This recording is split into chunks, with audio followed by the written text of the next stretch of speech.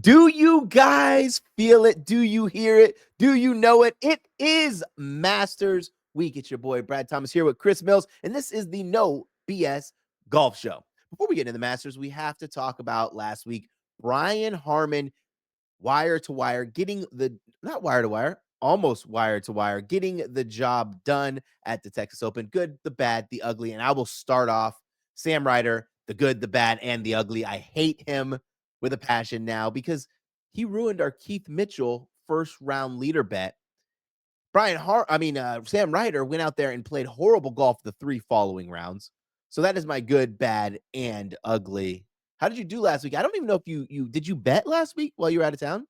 So no, I was in London, which was awesome, but also wasn't because before I left, I put in Keith Mitchell as Oh, first round. And like anything, but we've talked about this before. If you have a guy sitting at the top in the morning wave, I mean, that's the absolute dream because then you can go and you can hedge on anybody trailing, right? And Sam Ryder, again, also hated. And just to yep. point out, he was -9 day one. He finished the tournament +2.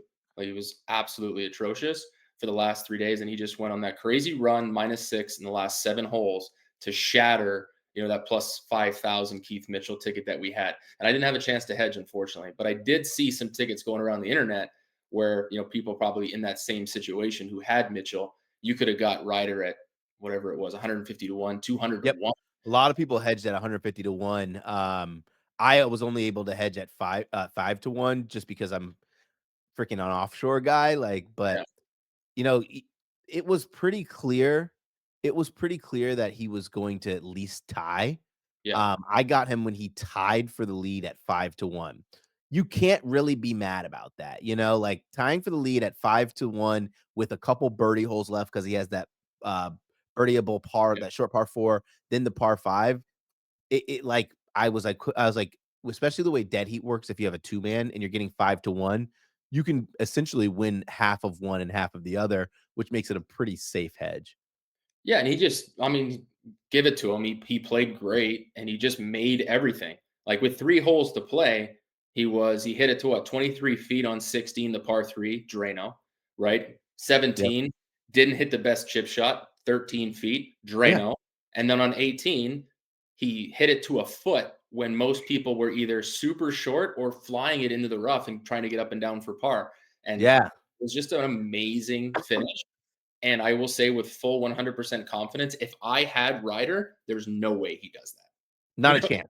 You know No what's chance. amazing about Ryder's last shot too, was he had the perfect distance for him into the wind. The wind decides to pick up. Oh, yeah, great. I can hold it up into the wind. Now I don't need to fly it because I won't have as much spin going there. I could literally put it back there and it could stop on a dime. That never happens for me.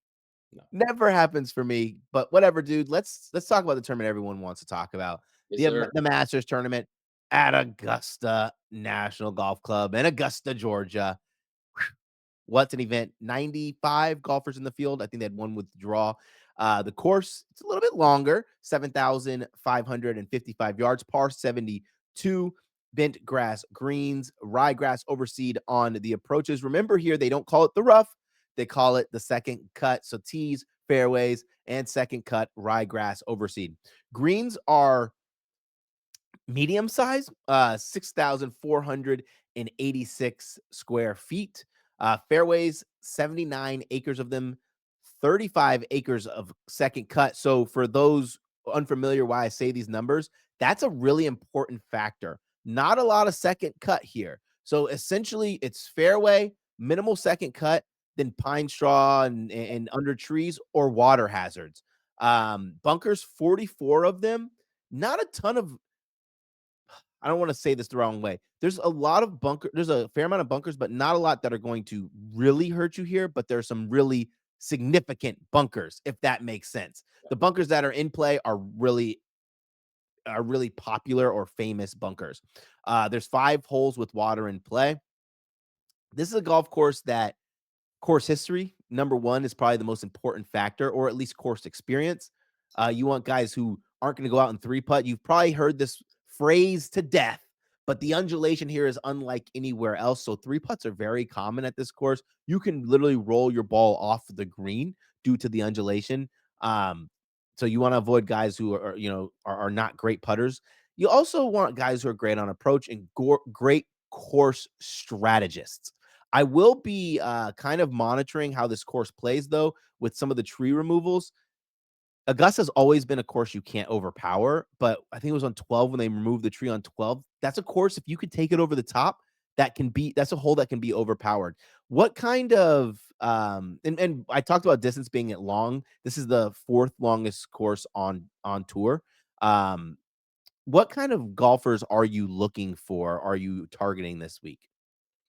So for outright winners, you mentioned it. There's 95 golfers, right? Yep. Uh, and Brooks Koepka actually brought this up in a press conference a few years ago. Yes. It's something that sticks with me all the time when I look at majors. You show up to the majors and half the field is not going to win, right? You can cut out half the field. And I try to apply that same mindset when I'm looking for my guys, for my winners, especially at the Masters, right? It's the smallest field in terms of all the majors, 95 guys. But if we look at that list of 95 guys, you have 5 amateurs, cross them off the list, right? If you look at the statistics since the 1970s, no first-time winner or first-time Masters has Yep. ever won, right? Remove that. And then you just go through the list of past champions, you go through the list of guys that are there for special invites, you can cut it again. So Yes. from the 95, I think there's probably 50 golfers that legitimately could possibly win. And really, if you look at it, other than Danny Willett, the year that Jordan Spieth handed it to him, Yes. can't remember the last time there was someone who won with higher odds of 100 to 1. It just doesn't happen. The cream rises to the top here, and you look at the leaderboard on Sunday, you recognize these names, and I expect that to be the case again this week. So what I'm doing in terms of winners is I'm looking for as much value as possible. Yep. But I think it's also exciting because when it comes to the Masters, when it comes to golf betting, you and I do this every single week, Yeah. right? Everyone and their brother are betting on the Masters because it's the Masters. So what Yes. does that do is people who recognize names, people who are, just looking at trends or watching every single person on social media who knows or who's a sharp, right? And they're following certain things. That's actually really great for someone like you and I because we can see through that and we know what to look for and we're going to find the value. And Yep. what I also like is the additional options that are provided by these sports books because it's the Masters. Things that we wish we had every single week for every other tournament, Yep. we could eat, extremely well. So there's a lot of value on this board, and it isn't necessarily only for outright winner. I actually am not really that, like, interested in my outright card. So, I've hit the last few Masters champions, and actually the Danny Willett freaking Masters, I live bet Danny Willett, not even because I thought he was going to win.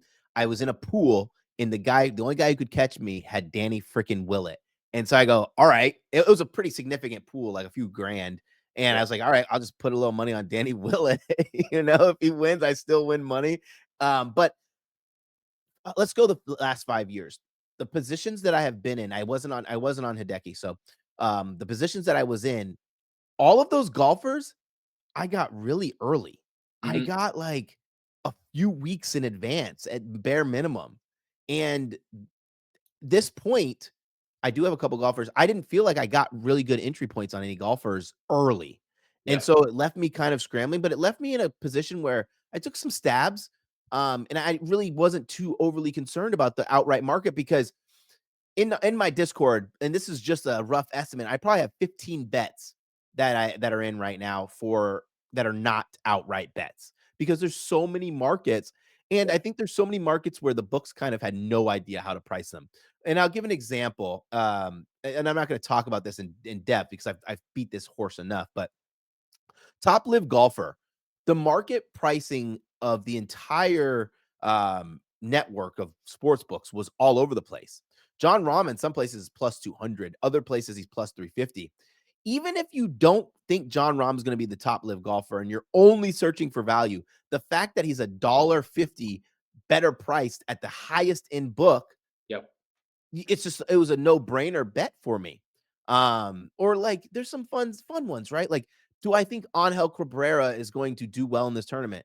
Maybe not, but for getting a top 10 or at 50 to 1, you put a 1.1 unit on there. You just racked up 5 units on a bet that you're not really like overly concerned about losing that payout. Yeah. Or you see a lot of bet insurances. But that's it. Let's get into the outright market. I'll let you start things off with your first one. So I looked at this market, and if you look at the odds, there's obviously a big discrepancy between the top two guys who we know, right? We have Scotty at plus 400. We got Rory at plus 650. Those are the odds that I have seen. I haven't seen it really drop or go above those two numbers. They are by far the best players. Scotty's won 2 of the last 3 years, rightfully so, plus 400. Yeah. Rory is arguably coming into this Masters with the best form he's had in a long time. Hits the ball beautifully. It, of course, plays well for him. We Yep. know the history. We know, what he's going after. He seems from the interviews that I've seen that he's in a good headspace. So I think, and I hate to say this, I think one of them is going to win. Yes. But I am not going to bet either one. The only bet I'm going to put on is, on one of them, because Hard Rock's doing that, because I'm a Hard Rock better, they have Yep. that, that insurance bet where if you bet it, if they don't win, but they finish within the top 5, you get your money back. That would probably be the only circumstance that I'm going to take them pre-tournament. Yeah. Uh, but for me, I love that they have the option of bet a winner. So a winner without Scotty and Rory. And if you look in terms of the value and what you're getting, it's not a huge drop in some cases. Like you mentioned, John Rahm, Yeah. you can get him to win the whole Masters at plus 1300 right now. That's where he's dropped to, which again is a little bit low from my perspective because, you're going in there with who knows what's going to happen from, coming to live to the Masters.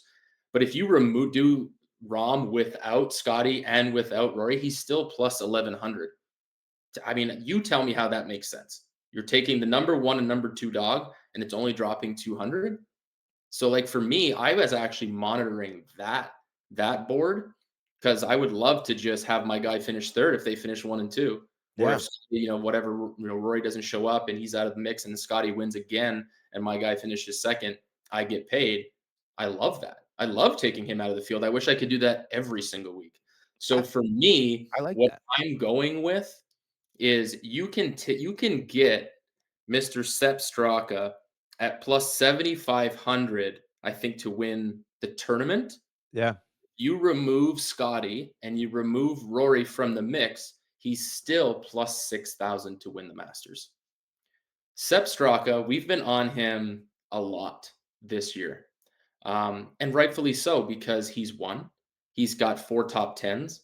He's a top 20 machine. He hits a great ball. And man, his putting has really, really improved. And you need that type of golfer here. And I also think that, just like it did for, Victor Hovland when he won the FedEx Cup, just like Matsuyama when he won the Masters, it's just a really cool story that someone from his country could put on a, Yes. green jacket. Like it sets up to be. And if he were to win, I don't think anybody would be surprised. I think that people would look at Sunday and go, wait, Sepp Straka was plus 7,500 to win the Masters? How did I miss that? And I'm not going to miss it. He's on my card for sure. I bet Sepp Straka a while ago. He was the outside of my futures, he was the second golfer that I bet. 80 to 1, Sepp Straka. Sepp Straka's, bound to win a major if he continues playing like Yeah. this. And it will probably be the Masters. And why I say that, you touched on all of the golf strengths. Sepp Straka, the first place he moved coming from Austria was where? Valdosta, Georgia at age 14. Where did he play? The University of Georgia. There's just something about playing at a high stakes tournament when you're close to home, close Mhm. to somewhere you're familiar with. Yes, tournament history might not be the greatest. That's fine, right? Like, that's fine because tournament history, when you've only been here a handful of times, Yeah. does not matter. And why I say that is because Augusta National is a course you literally have to play. First of all, you talk about the prestige, the honor. that comes with being invited to Augusta. That doesn't that doesn't make it easier, that makes it more difficult. Then Yeah. you talk about how this is the most covered golf tournament in the world. Basically, you're doing media till your eyes burn. Then you have to get used to the course. Then you have to deal with the pressure of playing in this. You get better with experience. I like Sepp Straka. You talked about Hard Rock, and I went ahead and I maxed it. It was $50. I took Rory McIlroy to win the Masters at plus 900, getting 37% higher value there. It's not a significant amount, right? It's not enough to go crazy, but if you're a Hard Rock user, I suggest maxing that out. God forbid you get Rory in the final group on Sunday. You at least have some hedge possibilities depending on your unit size. You also have the option to just let it ride and be like, "Hey, I just picked up $450." I did do the also did the in Masters insurance on Scotty Scheffler. It was between Rory and Scotty. Scotty, you know, has the less volatility, I would say, so more likely to finish inside the top 5. Odds agree. I also, I'm a family man.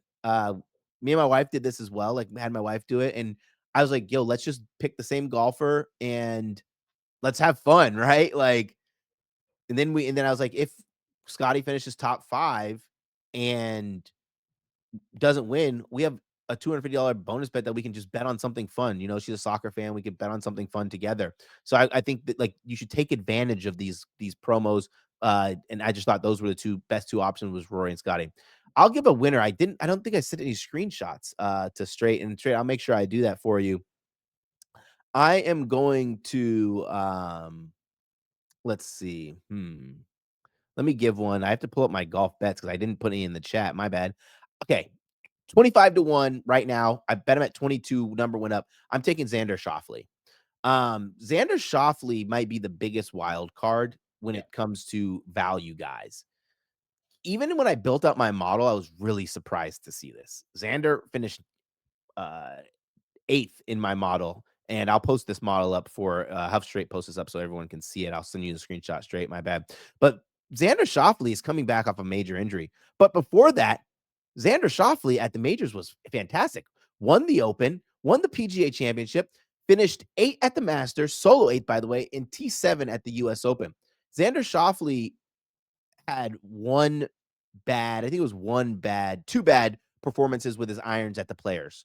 API finished top 40, but round 1 was probably his worst round when it comes to getting comfortable, right? First tournament, getting back off the layoff. Then goes into plays the Players, weather's tough, finishes 72nd, whatever. Valspar blisters his irons, right? Gains 11 strokes on approach with his irons. But what was really fascinating about Xander Schauffele, round 1 and 2, he was a gainer off the tee, lost on rounds 3. Xander went and said this statement, and I had already bet him before this, but this made me really smile. So, for those who don't know, golfers are signed with these club contracts where they have to test these clubs and they put them in their bag. And it's every year. Club producers put in new clubs. During his layoff, he was unable to test the heads, and he was using these new heads that had minimal testing. He said it in his interview. He was like, when you're out with an injury, you don't have the ability to use these new heads and figure out which one fits your game the best. He's going back to an old club head that he's had success with. His two biggest issues since coming off the layoff, he's been off the tee, has been around the greens. He's one of the best around the green players in the world.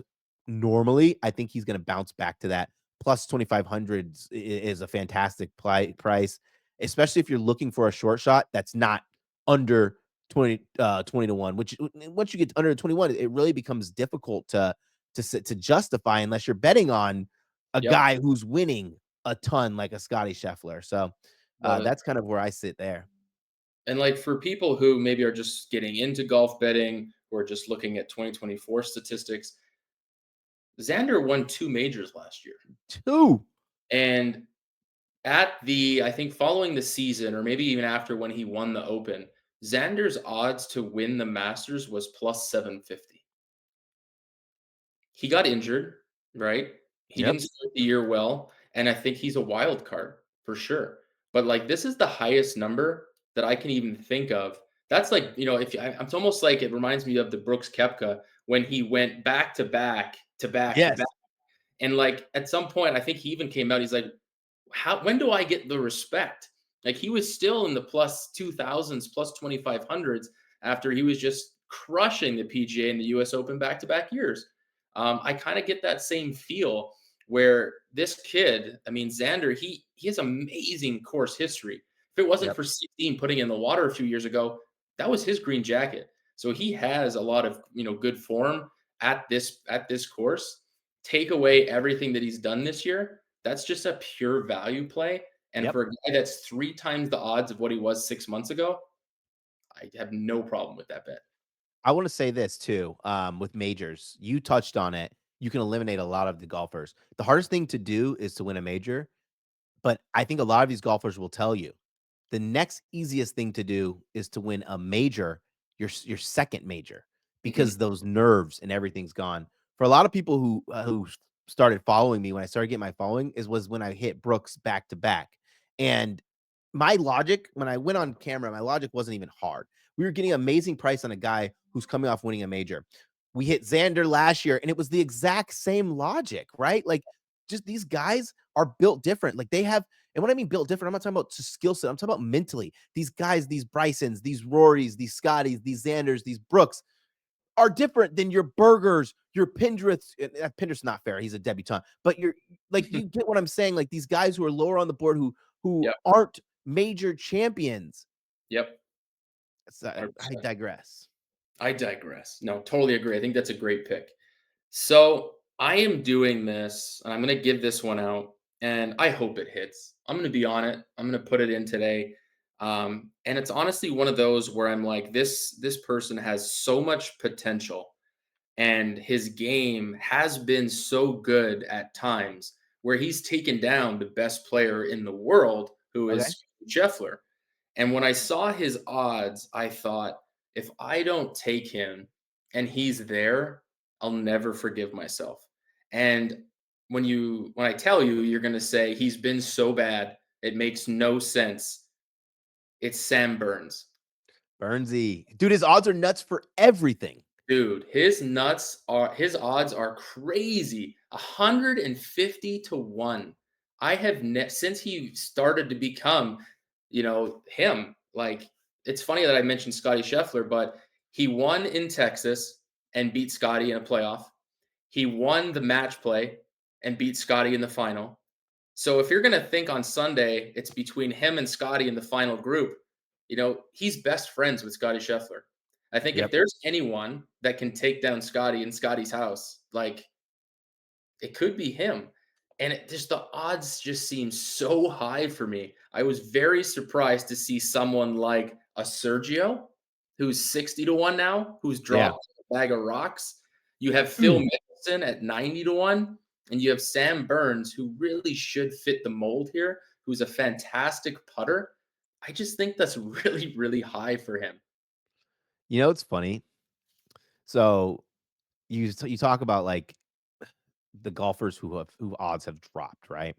Yeah. And I just think about like Sergio dropping to 60 to 1 is nuts, right? Like, not saying he can't win, but he was like way high hundreds.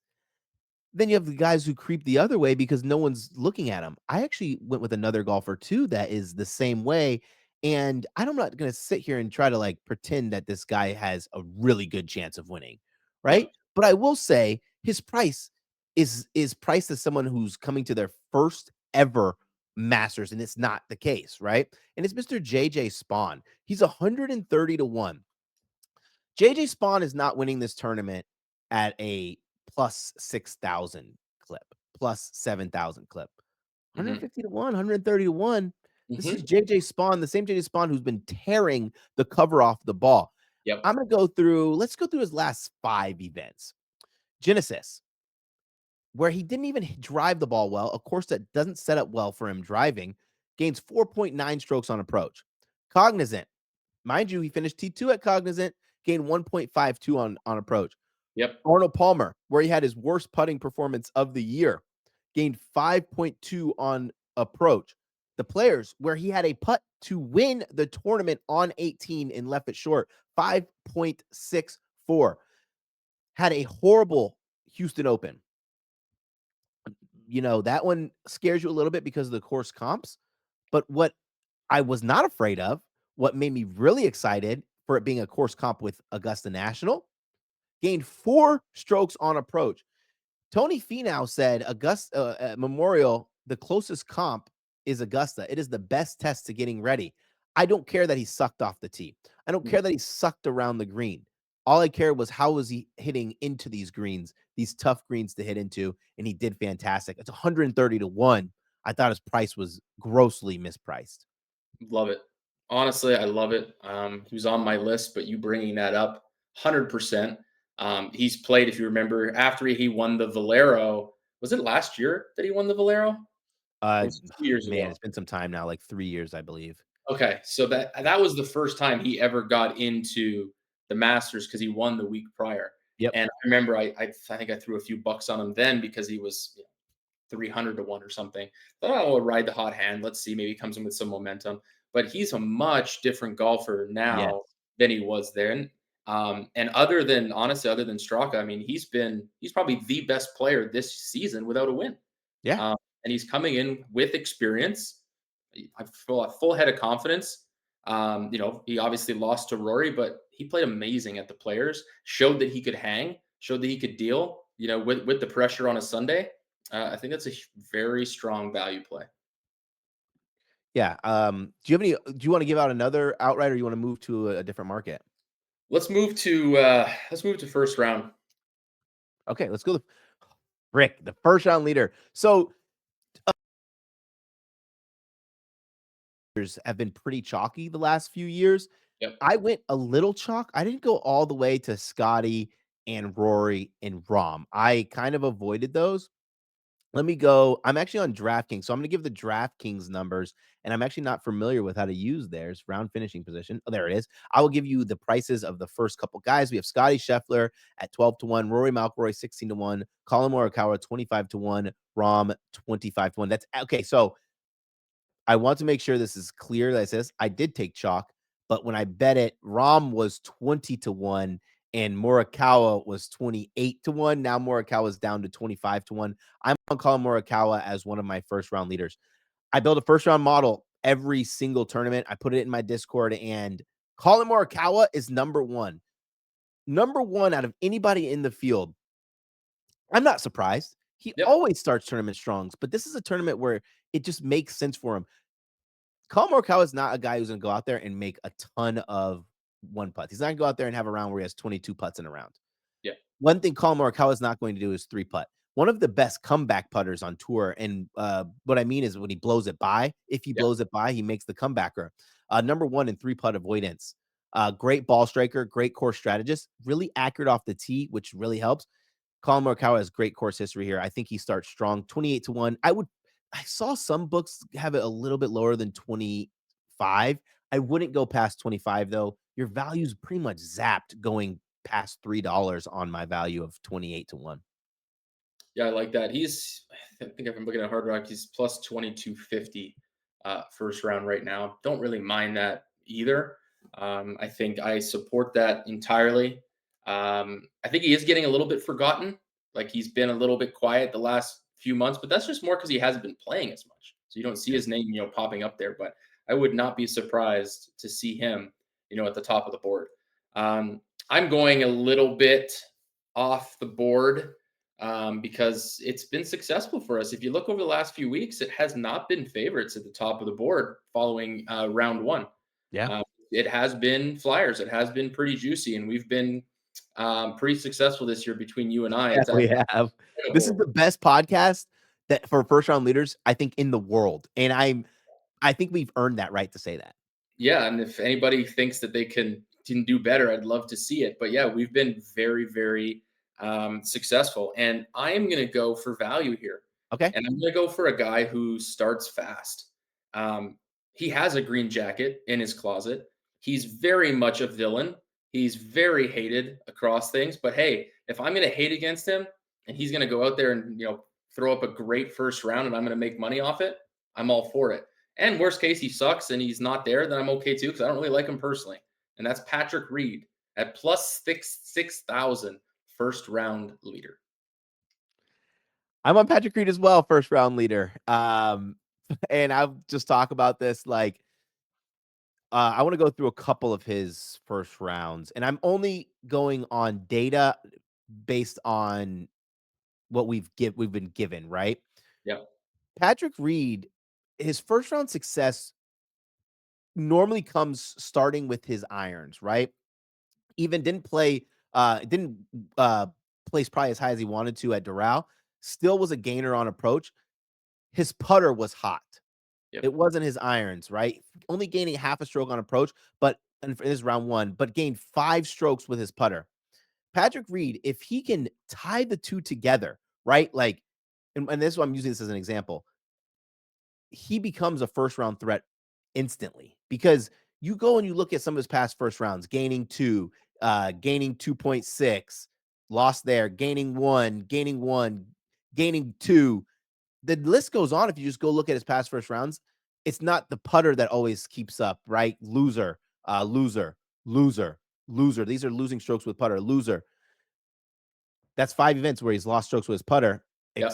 in the first round, except for his last one. And we're not counting the Asian tour. I don't have data for that. So 2 events where he probably won back to back. What is that telling me? Patrick Reed's getting hot at the right time with the flat stick. He comes out to a tournament that he's already won. He plays the villain role. Early tee time. Give me Patrick Reed 60-1. I like that selection by you. Great on there. Let's go to props. Oh, wait, no. You give out a second. Did you give out a second yet? Give out a No, second. let me give out a second, and I'm going to let you guess. Over the last 11 years, there's one player who's been first round leader 3 times. Do you know who that is? What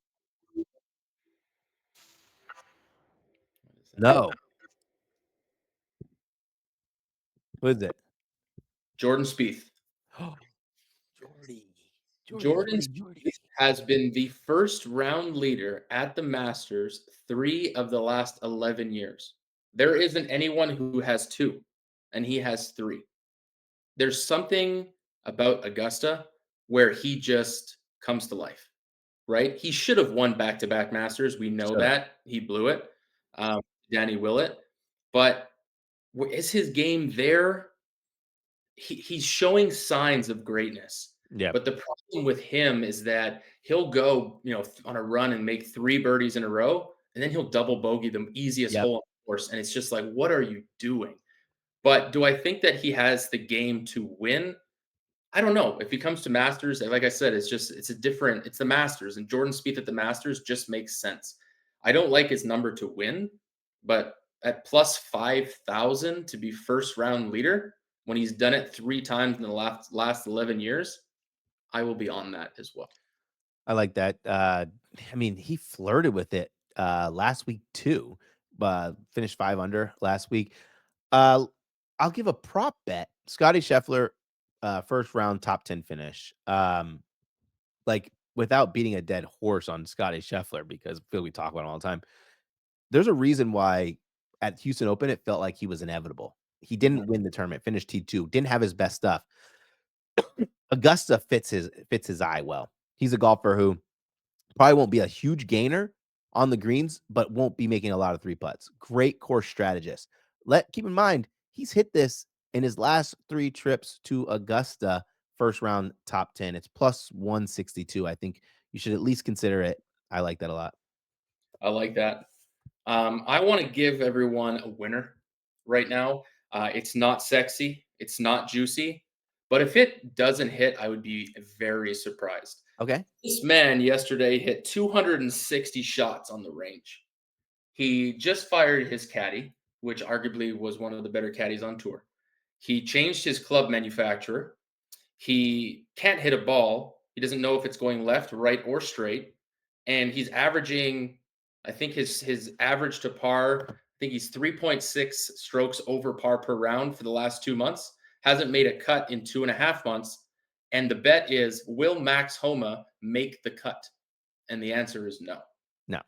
He is not making the cut. He is arguably the worst player on tour right now. And I hate to say that because I like Max Homa. I think he's hilarious. I think he's great for the game of golf. And I hope I'm wrong.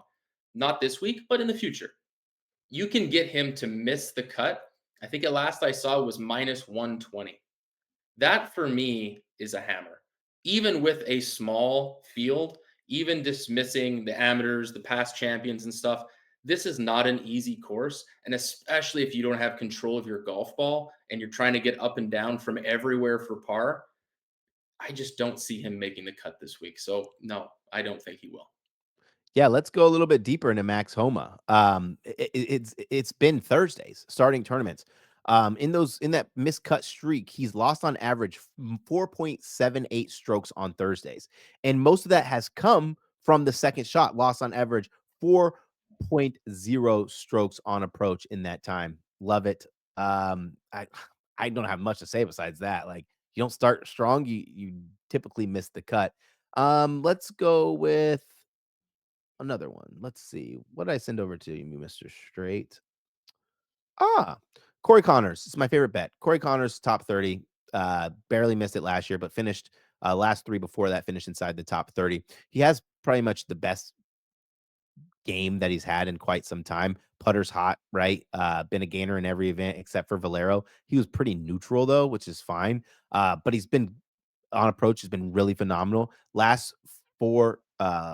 five starts is finished inside the top 30, finished inside the top 20 in all of those except one, finished inside the top 10 in three of those, finished inside the top five in one, and that was at Bay Hill.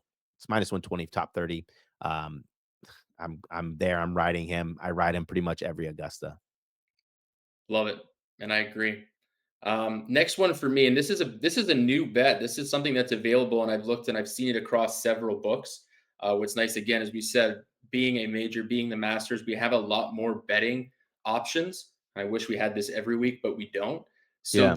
this week, not only can you bet first round leader, but you can actually bet first round leader based on certain circumstances. So you can do top American, you can do top live golfer, you can do top debutant, you can do top German, top amateur, etc.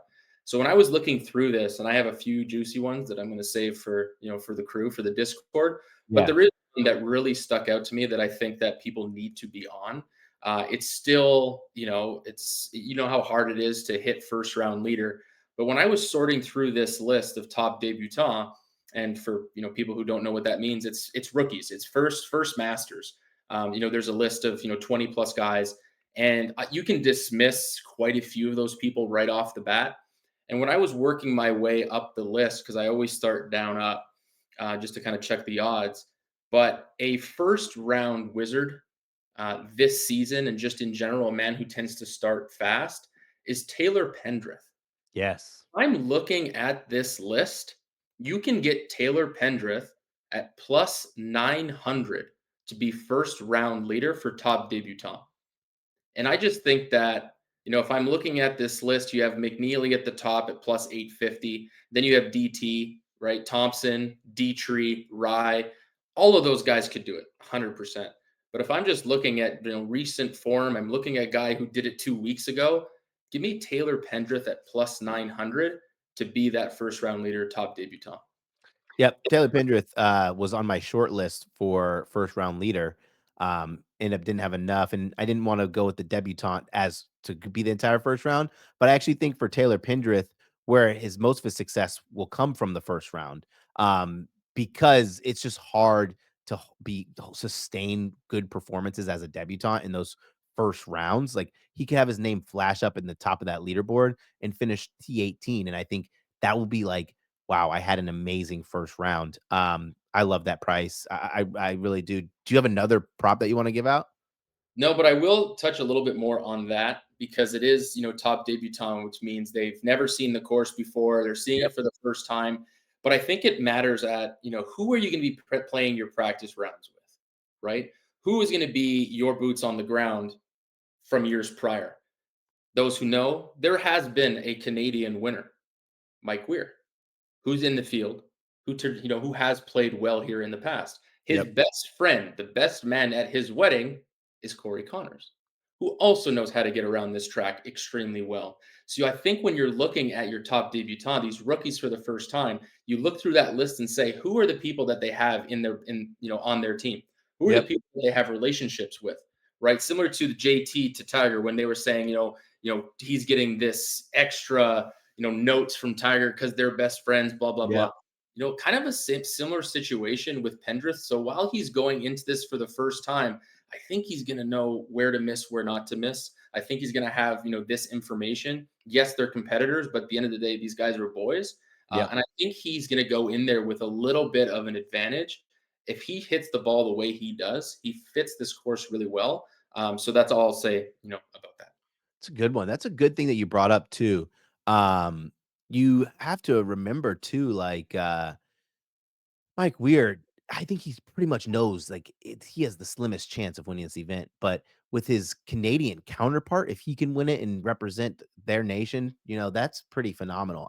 Great information there. Dude, this has been fun. Like, I hope you enjoy your Masters week. Let me ask you, are you a pimento cheese or an egg salad sandwich guy? Oh, pimento cheese. Keep that egg salad for everybody else. No interest. You know, I grew up on pimento cheeses, right? Like pimento cheese and soup, was like a staple in our house. I tried the master's recipe. Not as good as the one I make or my mother makes. So I will say if I'm eating the recipe, only the recipe, I'd go egg salad sandwich, but pimento cheese is phenomenal as well. Love it. That said, thanks to our producer Straight. Thanks to everyone watching. If you're listening to a podcast form, make sure you download and rate the podcast. If you're watching on YouTube, smash the like button. Tell your friends about the show. And more importantly, let's have some fun and let's cash some tickets. Take care.